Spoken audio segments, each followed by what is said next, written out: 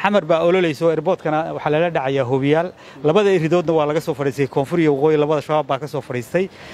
beesha caalamku waxay ka digaysaa in sidii Afghanistan oo kale lagu kala yaaco laascanood baan sanduuqyo geynaya doorasho laga gelaya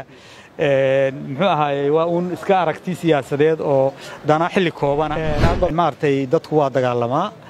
waana heshiiya dadku waa dad Soomaaliyeed meel kasta ha joogo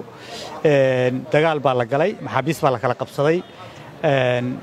in maartay loo samafalo oo maxaabiista ku dhaawaca ku jira in la sii daayo waa arrin fiican weeyaan dadka Soomaaliyeed inay dagaal u taagnaadaan oo tan iyo 1980 ay dagaal u taagnaadaan ama tan iyo 1990 inay dagaal u taagnaadaan wax dani kuma jirto dagaalkii dhacay oo maalintii Gooja Cadda u dambeeyay haddii uu lagu kala baxay waxay ku fiicnayd in la ismaan geliyo qolo walba xuduudeeda iyo dhulkeeda oo kaliya ay ku ekaan de waa la sii daayay maxaabiis horeba waa la sii daayay 25 wax shuruud aan ku xidhnayn waa la sii daayay marka haddii laakiin Soomaaliland ma soo deyn maxaabiis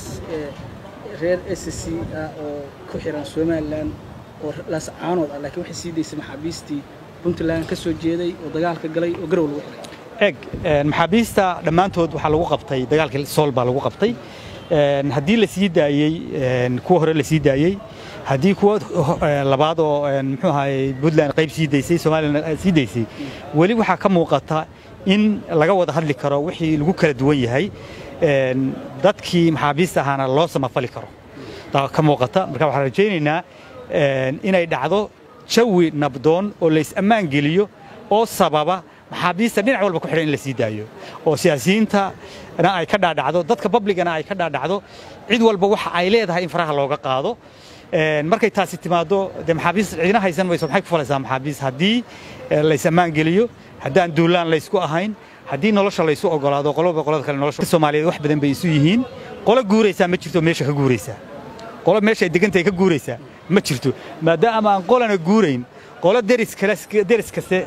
kale soo iibsan karto meesha soo dejin kartaan aan jirin macna samayn mayso maalin walba inama Soomaaliyeed inay isku dhintaan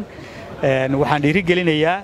in la is ammaan geliyo qolo walba waxa ay leedahay ku ekaato la wada noolaado